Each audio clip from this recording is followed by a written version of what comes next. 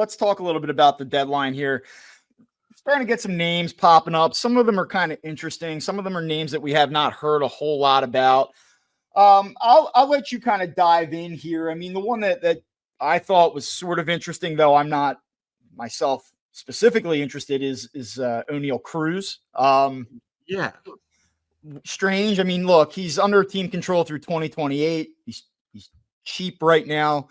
Believe he heads into his first year of arbitration next, or this offseason, I should say. You talk about Robert with the White Sox, and a guy that's underperforming a little bit, although he's showing some signs of life recently. I guess I don't know even how to frame this. I look at it and say, like, over his last 30 games, he's hitting 205 with 3 homers and 112 at bats. He has 16 home runs this season. He's stolen 33 bases. He's interesting, right? You get him into a better situation, a team that has a chance, it's playing for something. Does that maybe take his game to another level? I don't see it, though. I don't get it. The Yankees apparently have called on him as well, kicked the tires. Like, what do you think about that one in particular? And are you interested? Does the rumor itself tell you anything else about what the Phillies might be trying to do? And just what do you think right now about in terms of acquisition overall?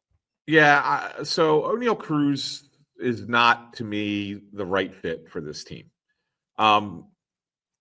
There's a lot of still promise there. I mean, I think he's shown flashes. Obviously, when the guy hits the ball hard, it goes a long, long way. I don't think he's very good defensively. I think that he's got a hole in his swing sometimes, doesn't hit for average or have great on base. When he's on base, he can run, he can steal bases, and he's got that great raw power. And he's still only 26. He's affordable, controllable. All that is good. I get it. But it's going to cost you a lot to get O'Neal Cruz. I don't see that as happening. What does it tell me that rumor's out there, though? It tells me that the Phillies are they're turning over every stone. They're asking about a lot of different players, and even players that maybe you wouldn't think a team would be asked about, the Phillies are asking about, because they want to see if they can, in fact, put a package together that would get a player that maybe nobody's talking about. And when we talked before about the Phillies now having 6 top 100 prospects. That's the most they've had in a long, long time. I think that they'd be willing to move a bunch of them. I think anyone not named Andrew Painter is available.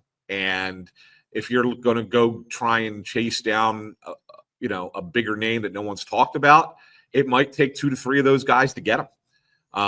And that could be something that Dombrowski's doing here and just asking these teams, hey, well, what about this guy? I know he's controllable for 4 years and you love him, but you're rebuilding and we have a lot of talent to give. What'd you think about it? I think that those kinds of things are happening maybe a little bit more regularly than they have in the past. In addition to minor league prospects, I want to just get your temperature here on some of the guys on the roster and whether or not they too possibly could be out of here a week from now. And I'll start with maybe the most obvious one, which would be Johan Rojas. If you talk about bringing in another outfielder, do you think that Johan Rojas survives the flurry of trade activity over the next 7 days? I think he does. I think he does because the Phillies, I think, still value the fact that he can play some defense. He can steal a base. He could be a guy you call back up in September to kind of do some things as one of the extra guys. He's liked in the clubhouse, that kind of stuff. I don't think he's a interesting enough player for other teams to really make a deal happen. I mean, he would be a throw-in in my mind in those deals. So I think he's still in the organization, but because he has an option left, I'm not convinced he's on the major league roster. Brandon Marsh.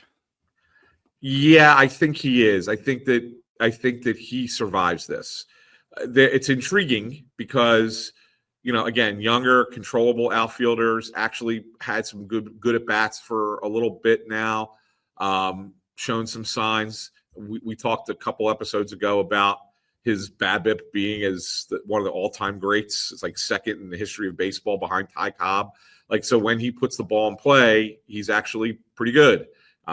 His weakness is he strikes out a lot. But you take that away, he actually is a productive player. I think he's still here.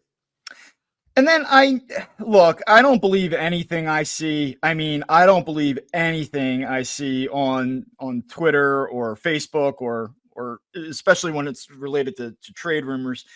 I did see, though, from a couple different Phillies related accounts that there's this idea out there that the Royals would be interested in Nick Castellanos. I don't even know if there's anything to that, but I'll ask you the question. Is there the Phillies can't do a lot of subtraction from the core. I've brought this up previously, maybe about a month and a half ago with Nick Castellanos. Is there any chance that a team just says, like, we would take him? And, obviously you're going to have to pay and all of that. But the Phillies say, you know what, we will vacate and open up that spot. We will free up some money here. Is it possible? And I know your answer to this I know what it was previously, which is like, you need help from the right side against lefties. Like, how could you subtract Castellanos? Because he's one of the few guys that can actually help you that way. Any other thoughts to this? Like, any new thoughts to this? Or are you still on that? I just don't. So the new thought is, why are you creating another hole to try and fill one that exists? Right. So if you're trading Castellanos to Royals or whoever, it doesn't matter. Why are you filling another hole there? So you're saying, okay, we're going to get rid of Castellanos and we're going to bring back a reliever? I don't know, whatever you're filling, what other hole you're filling. But then you now have created another one, right? So like, what is the benefit in that?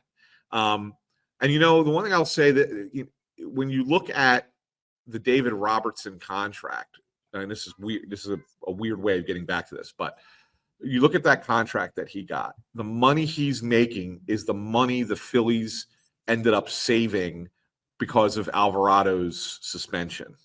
So they're really, really managing finances around this number at the top of the luxury tax very carefully.